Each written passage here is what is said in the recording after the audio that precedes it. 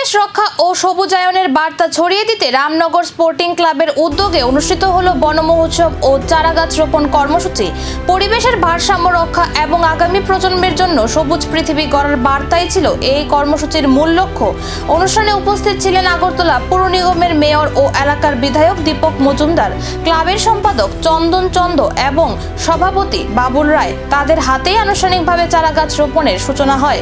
উপস্থিত অতিথিরা বলেন, শুধু একটি দিনের কর্মসূচি নয়, প্রত্যেকের উচিত নিয়মিত গাছ লাগানো এবং লাগানো গাছের পরিচর্যার দায়িত্ব নেওয়া। পরিবেশ রক্ষায় সামাজিক উদ্যোগ আরও জোরদার করার আহ্বানও জানানো হয়। ক্লাব সদস্য ও স্থানীয় বাসিন্দাদের স্বতঃস্ফূর্ত অংশগ্রহণে বন মহোৎসব কর্মসূচি হয়ে ওঠে এক সচেতনতামূলক সামাজিক উদ্যোগ।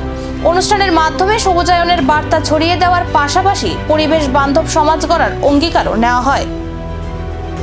পৌর নিগম অন্তর্গত 16 নম্বর ওয়ার্ডে এই শহরের স্বনামধন্য ক্লাব স্পোর্টিং ক্লাবের উদ্যোগে বন মহোৎসবের অর্থাৎ বৃক্ষরোপণ অনুষ্ঠানের আয়োজন করা হয়েছে।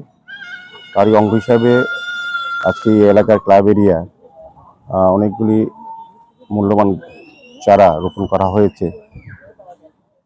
উদ্দেশ্য একটাই হচ্ছে পরিবেশের ভারসাম্য রক্ষা করার জন্য আমাদের কেন্দ্রীয় সরকার, রাজ্য সরকার এবং বিভিন্ন সামাজিক প্রতিষ্ঠান, ক্লাব, ব্যক্তি প্রায়শই এই ধরনের প্রোগ্রাম করে থাকেন। তো আমি বলবো যে প্রথমে আমি স্পোর্টিং ক্লাবকে ধন্যবাদ জানাই। তারা সারা বছর ব্যাপী বিভিন্ন সামাজিক দায়িত্ব, সামাজিক কর্তব্যকে সামনে রেখে বিভিন্ন সমাজসেবামূলক কাজ করেন এবং বৃক্ষরোপণ অত্যন্ত প্রয়োজনীয়।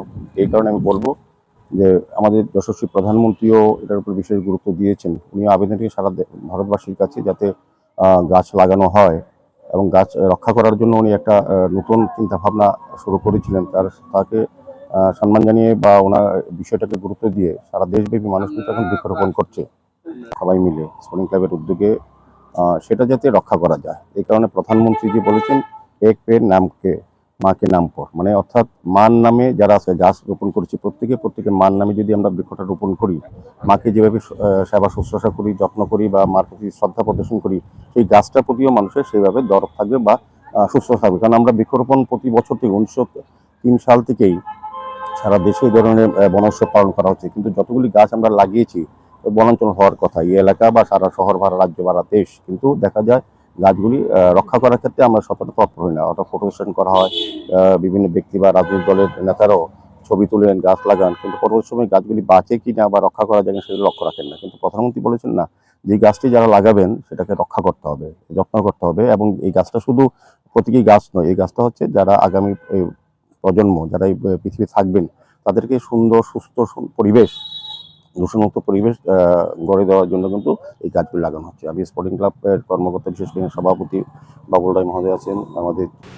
একটি চারাগাছ, একটি সবুজ আগামীকাল। রামনগর স্পোর্টিং ক্লাবের এই উদ্যোগ কতটা অনুপ্রাণিত করবে সাধারণ মানুষকে, সেই উত্তর লুকিয়ে ভবিষ্যতের সবুজ পৃথিবীতেই।